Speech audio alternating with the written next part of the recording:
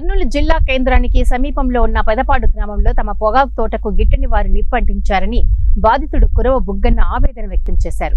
ఈ సందర్భంగా ఆయన మీడియాతో మాట్లాడుతూ పంట పొలం కాపలాదారుడు భోజనానికి వెళ్లిన సమయంలో తమ దాయాదులు తనను ఆర్థికంగా నష్టపరచాలన్న ఉద్దేశంతో తన పొగాకు పంటకు నిప్పంటించారని ఆరోపించారు. స్థానికుల ఫిర్యాదుతో అగ్నిమాపక సిబ్బంది మంటలను ఆర్పివేశారని తెలిపారు.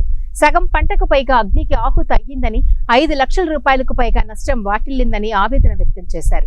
ఈ విషయంపై నాగులాపురం పోలీస్ స్టేషన్లో ఫిర్యాదు చేశానని, నిందితులపై కఠిన చర్యలు తీసుకోవాలని బాధితుడు కోరుతున్నాడు.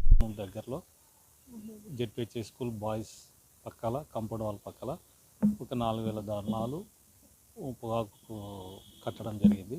1:30 గంటల సమయంలో మా దాయాదులు కాల్చినారనే నాకు ఇన్ఫర్మేషన్ ఫోన్ ద్వారా నేను పెట్టినటువంటి కాపలాదారుడు ఉన్న సమయంలో జరిగింది. కాపలాదారుడు భోజనానికి పోయిన సమయంలో ఈ దుర్ఘటన జరిగింది.